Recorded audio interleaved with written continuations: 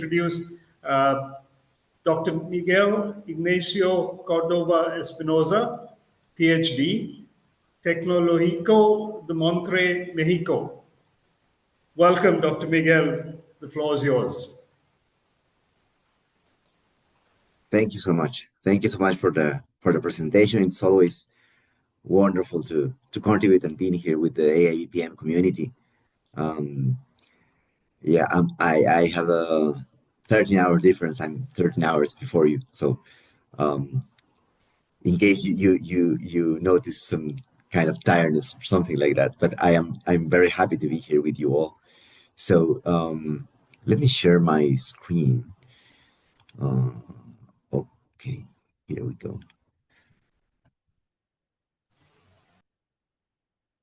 Okay, first of all, thank you so much for the invitation. Thank you so much. It's so great to see my dear friend and colleague, Dr. Daisy Key here. And also, thank you so much, Professor Liam, for all the considerations and invitation as well. So my topic for today is about business elites. And the title is Business Elites, How They Are Reproducing and Wielding Power. So actually, it's not an easy topic when we talk about power, because it's a little bit controversial, also sometimes misunderstood.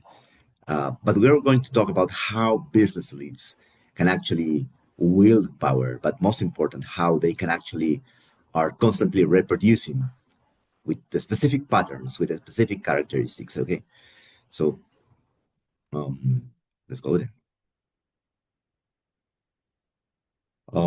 Okay, in the 17th century, European aristocracy widely used intermarriage, strategic alliances, and selective access to resources to preserve their power. But of course, from 17th century to now, something have changed, right? Things are a little bit different now. Now it's global; it's not only Europe. My first question for this for this talk is: who really runs the global economy?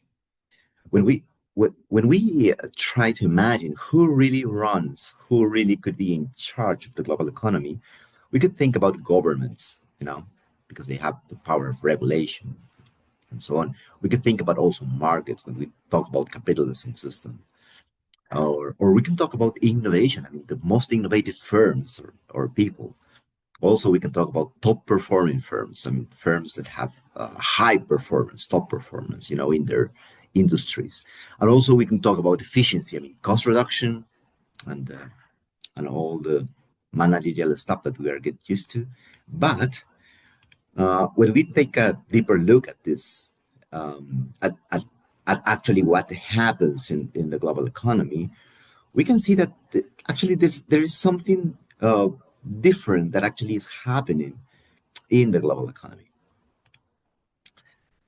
So we just find some phenomena, some organizational phenomena that actually are really hard to explain for us, and I love this kind of controversial topics. Why do toxic people get promoted? Because I was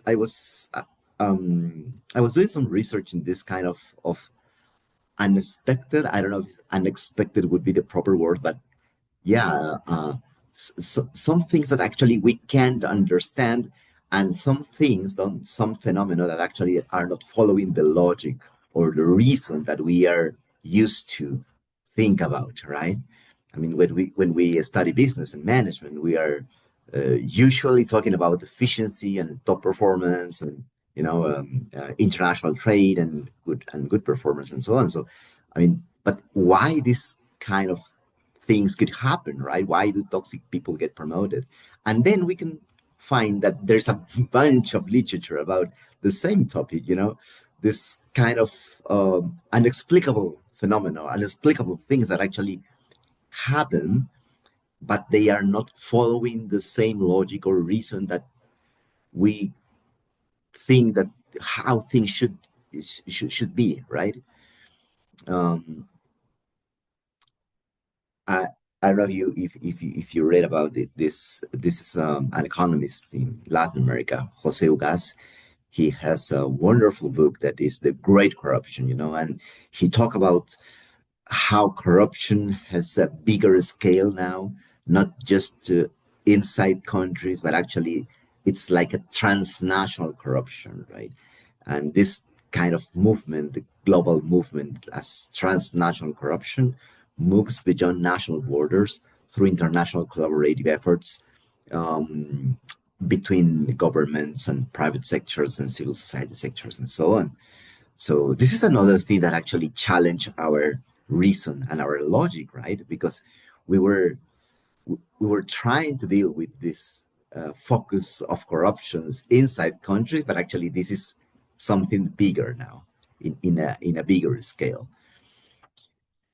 So even our greatest efforts to contain how power's course should follow, we find that actually power naturally reorganizes itself. So it's like a living thing. This when we talk about power, okay, and finds the way. I mean, always finding the way to emerge and prevail. We can see this same phenomena or the same inexplicable, uh, um, phenomena when we talk about big tech companies, for instance. Every time power is dispersed, regulated, or disrupted, it reorganizes itself. Because when we saw this situation in big tech corporations, how they thrive and how they would be able to manage or to lobby against antitrust laws. Also, how banks, big financial institutions, were able to survive and to thrive and to actually get bigger than before, right after the 2008 uh, global financial crisis. So, I mean, these things are actually challenging the way that we perceive how the world should be. Okay, so that after all this phenomenon, we can see that actually power finds the way to endure or to prevail. And that's very interesting in terms of research. So suddenly we can see that actually we could be living in some kind of matrix. As you know, if you have seen this movie, but actually this is a wonderful movie about what is reality and what is not reality, right? So if we are constantly seeing some organizational phenomena that challenge the things that's supposed to be or the things that how they should be in real for real, right? They constantly are challenging our logic and our reason. So there is something behind that, and there of course there would be something behind that actually is very worthy for us to know and to understand what is happening behind. And I like very much this quote from Dr. Rachel Kellner. He's a very good colleague from University of Berkeley in California, the US. And he says, power paradox might be the central puzzle of human life. I mean, he's referring here to power paradox when we know that power is important for managing organizations, for leading countries, for leading big global movements towards transformational changes. But actually, at the same time, I mean, it's not only important and useful, but also at the same time, it could be dangerous because actually power could be behind this kind of unexplicable actions or unexplicable results that we are constantly seeing in daily life. So, what's beyond logic and reason then? Power is. Uh, just as an example, globally, fewer than 0.0001% of firms control over 40% of international trade flows. So that is quite an asymmetry, right? This also is challenging our logic, but I'm pretty sure that these numbers are could be. I mean, they are not so strange for you, right?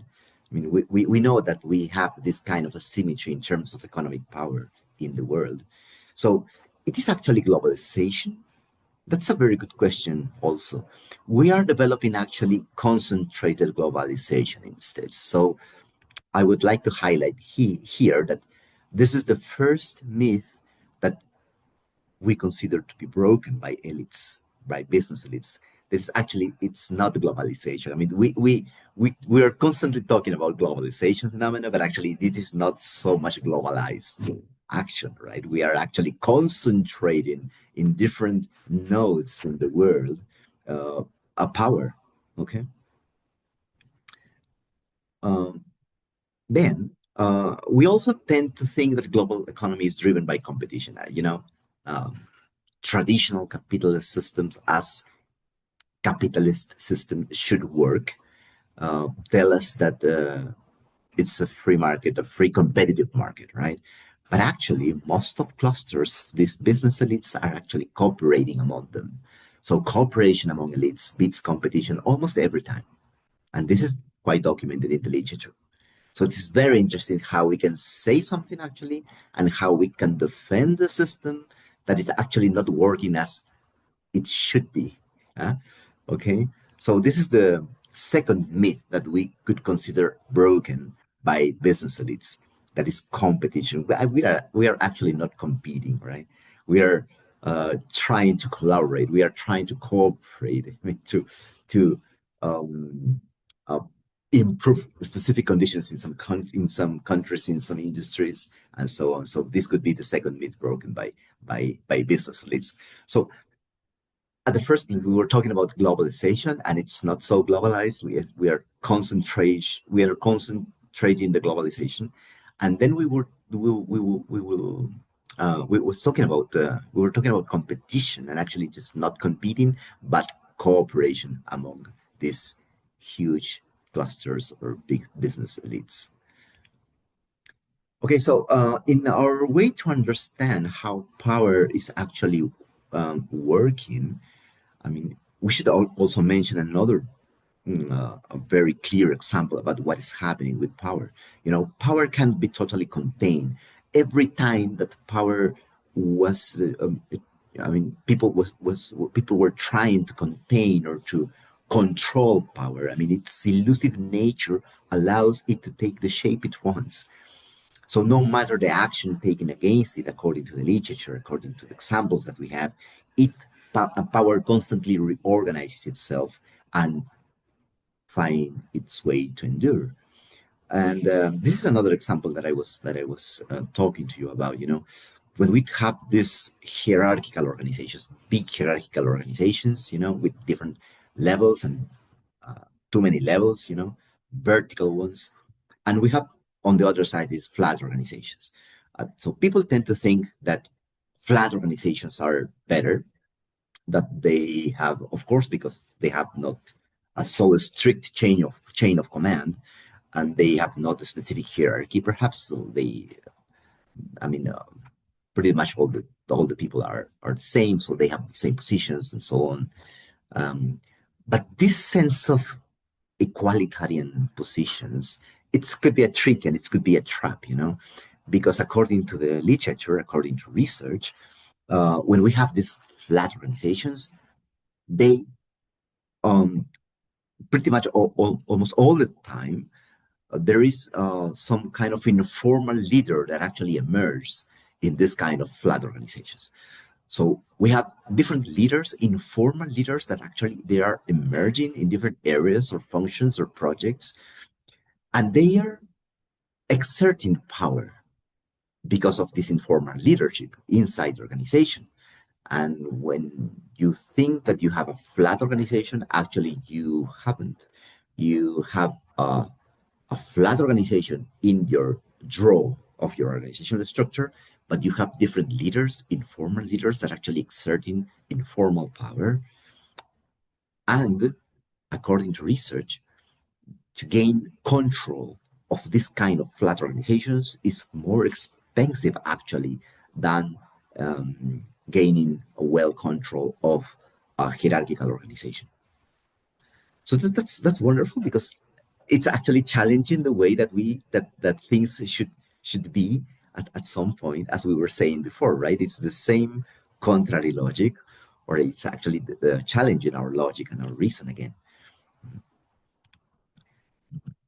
And this is a wonderful quote again from Wright Mills. The powers of ordinary men, and I'm going to underline this: ordinary men. And the powers of ordinary men are circumscribed by the everyday worlds they inhabit. But even within these circles of work, family, and neighborhood, they often seem swept along by forces they cannot understand or control. So there's some forces, specific forces that actually normal people, we sometimes we are not able to see or to understand or even control. But anyway, major changes lie beyond their control, yet they nonetheless influence their behavior and perspective. So actually, we are under these huge forces that actually having a lot of impact in our lives, but we cannot sometimes understand or control.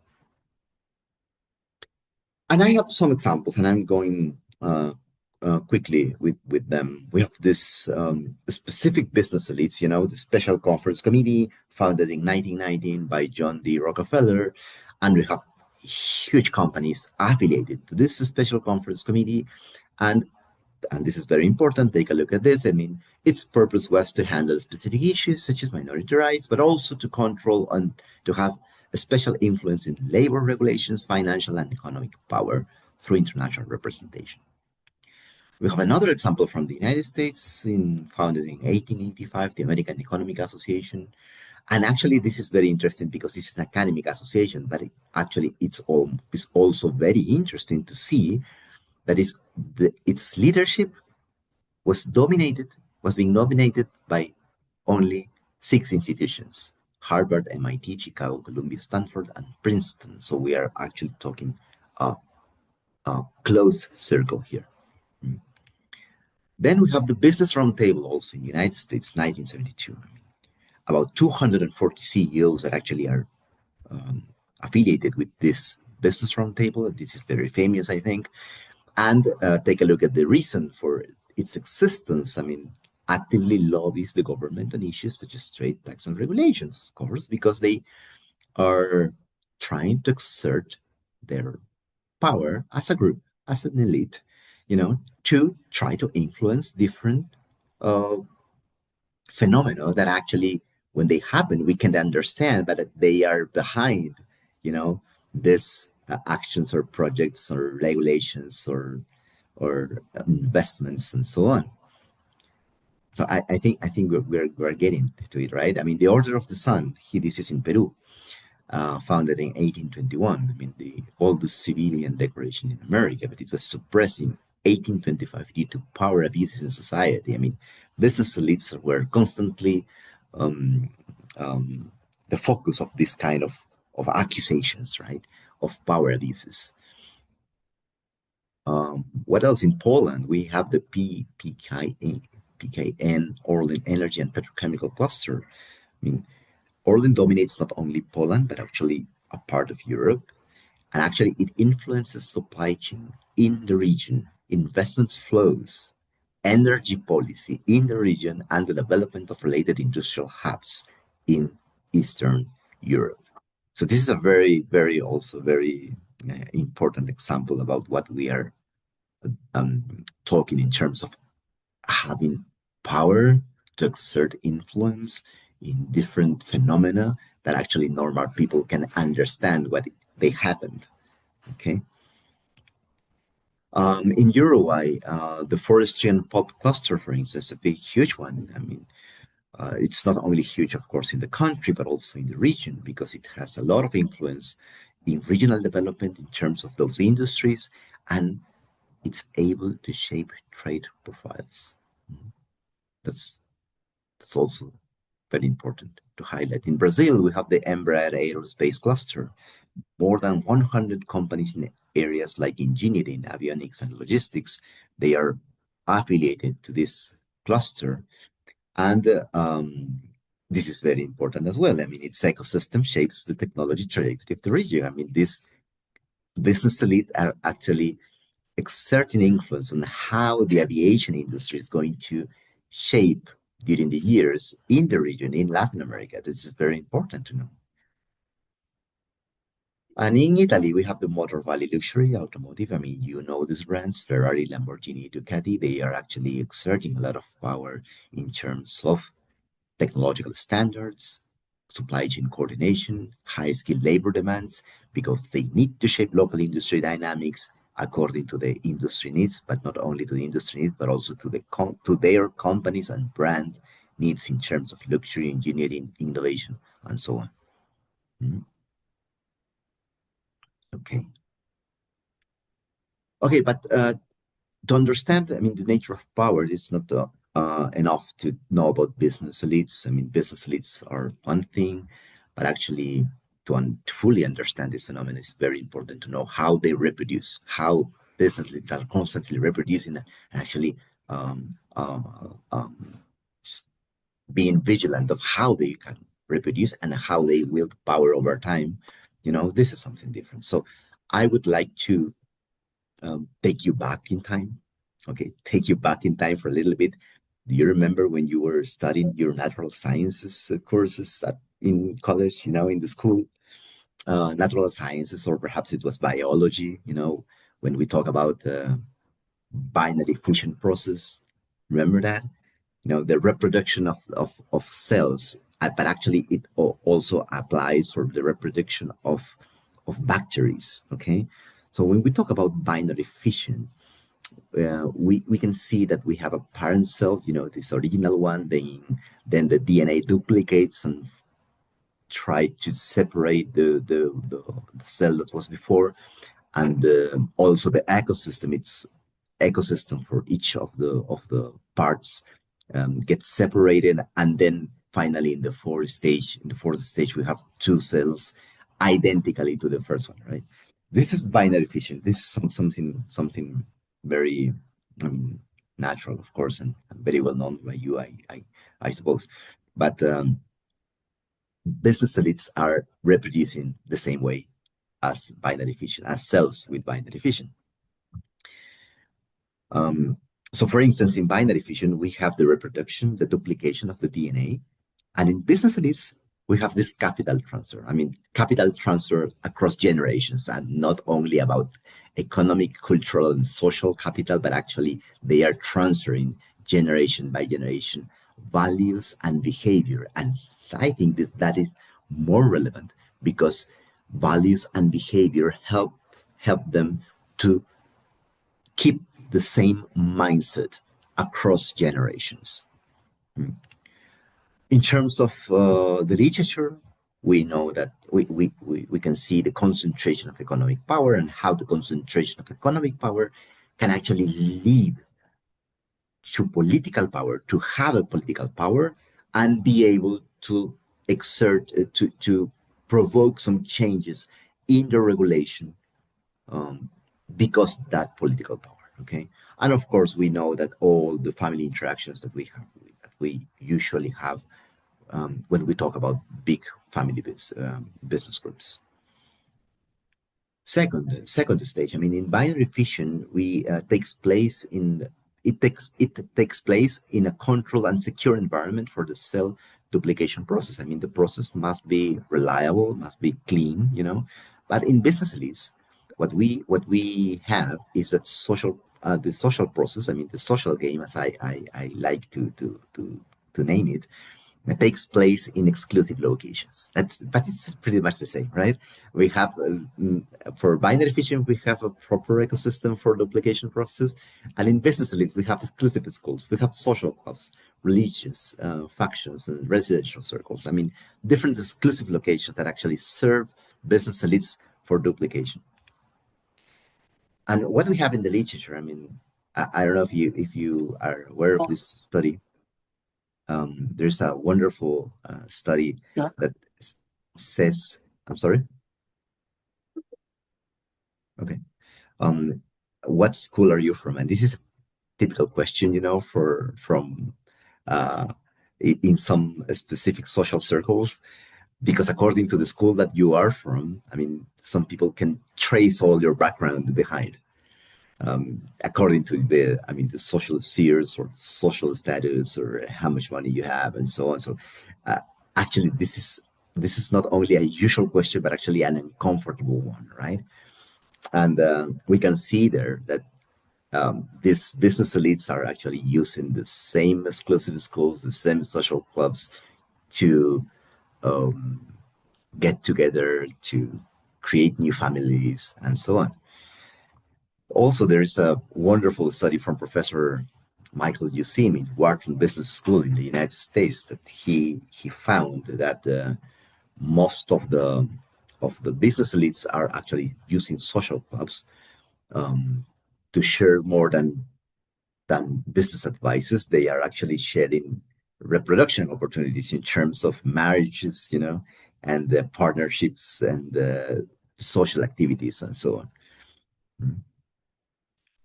Third, in binary fission, the duplication process require favorable conditions, favorable drivers such as protection, nutrients, and temperature. I mean, this is also biology. But in business elites, closed labor markets focus on welcoming specific surnames. It is pretty much the same again, right? Because we have these closed labor markets that people are constantly asking you where school you come from, but also what is your surname. And according to the surname, they can actually also trace your background. I mean, also the birthplace. I mean, where did you born? Or if you are alumni for a prestigious school or university, and so on. So again, favorable conditions, favorable drivers for you to reproduce in binary fission, the cell reproduction, but also the reproduction of business leads. And what we have in the literature, we have corporate networks. I mean, corporate networks have we found the same surname in, I don't know, perhaps countries leaded, have been led by four or five, only four or five surnames in the country that have the stronger and the most important connections in the corporate network. So this is very important. I mean, we usually think that presidents, in terms of government, run the economy in a country, or sometimes we can think about multinational corporations, but actually it's not. It's sometimes it's not. Sometimes it's our specific families, specific surnames that actually have the higher power of influence and centrality within these corporate networks.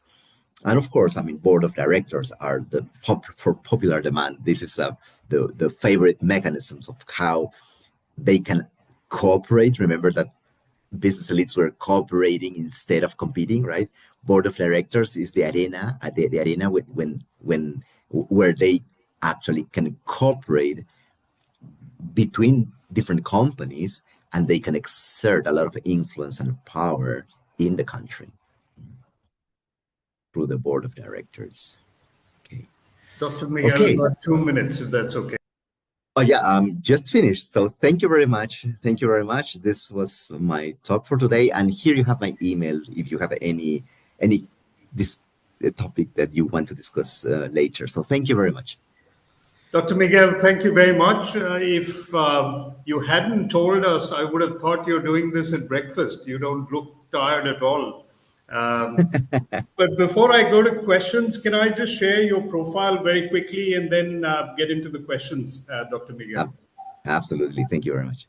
So Dr. Miguel Córdova is Associate Professor at the Department of Management and Leadership Business School at Tecnológico, Monterrey, Mexico. He holds a Ph.D. in Strategic Management and Sustainability, and his research interests are power and influence, sustainability, development, strategy, global supply chains, blue economy, and economic democracy. He serves as chair of teaching and education SIG of the Academy of International Business, AIB, as vice chair at AIB-LAC chapter, as associate editor at the International Journal of Sustainability in Higher Education, Emerald Publishing, and as member of the Expert Council for Economic Democracy of the European Union. Dr. Miguel, one of the questions that we have, and particularly given the neighborhood that you're in, is how How do modern business elites reproduce power differently compared to historical elite groups, and particularly in the most recent context of your neighborhood, particularly? Thank you very much for the question. I think the topic of the reproduction of business elites have changed over time, but only in the mechanisms that they use, but not in the main objective. You know, the main objective I think remain the same. The main objective for this reproduction is to keep control and power. I mean, keep resources. According to the literature, there is a wonderful scholar in Harvard Business School that is Professor Julie Batilana. He argues that the reason for a person or for an organization to have more power is to attain more resources. So actually, the main source of power then is to have different valuable resources. Okay, so business elites are trying to keep these resources over time and increase them in different ways, right? So perhaps many years ago, many decades ago, marriage could be the best option to do this, or and actually family contracts and so on, in different ways at that time. But nowadays, we can see that business elites sometimes are pretty much involved with corruption scenarios, and also how they can control strategic industries such as energy, you know, or the financial institutions and so on. So I think the mechanisms on how they can reproduce its power, they have changed. But the main reason to do that, it's pretty much the same over time. And it's very interesting to see how this the the the main message that we can receive from business elites is that actually this is an open system. Okay, that actually when you, I don't know, I mean, when you achieve some specific milestones, you can be part of it, right? And that's why I was putting this image of Matrix movie, because this is actually not so much real, right? If when you approach the business elites, when all the credentials, sometimes you can actually receive one single question: which school you come from, or which is your, I don't know, birth origin, or yeah, place, origin place of birth, and or you can ask about your surname, and that's it. I mean, then this business elites gets close, and it's quite hard for people to enter or be part of that, of those business elites. And don't forget that business elites in the world are pretty much responsible for the main decisions in the economic sphere.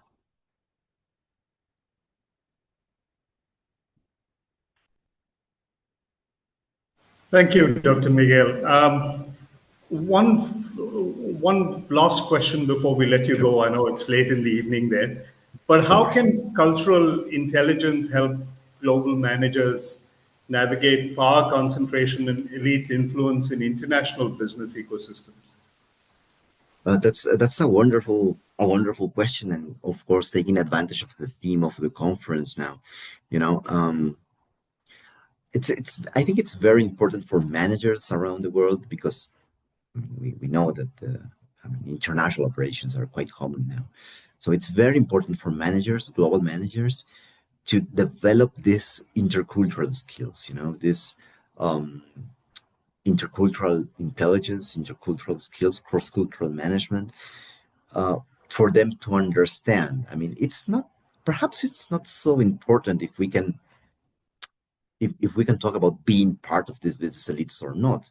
I mean, we know that it's quite complicated sometimes, but that's not the point. That's not the main question, I think. I mean, for global managers, the main question is to understand how power is wielded by these business elites, and how these business elites are reproducing its power for global managers to be able to navigate this kind of environment, right?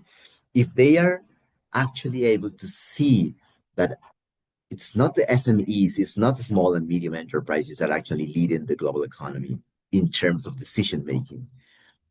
It's not SMEs, small and medium enterprises, that actually influence in regulation in countries or in regions. If they are able to see this, the main drivers that are not in normal companies or multinational companies or small ones, but they are actually behind business elites' influence, they would be able to manage and to negotiate better and to make stronger partnerships, long-term partnerships for their businesses, for their economic sectors. I think that's the key, to understand where power is, how it's concentrating, how it's been reproducing, around the world, for global managers to be able to make better decisions for their companies, for their industries, or even for governments if we talk about public management, right? Thank you very much, Dr. Miguel. That was really interesting. And thank you for starting us off with the really thought-provoking presentation and discussion. Thank you, and have Thank a you. great evening. Thank you very much. You too. Thank you.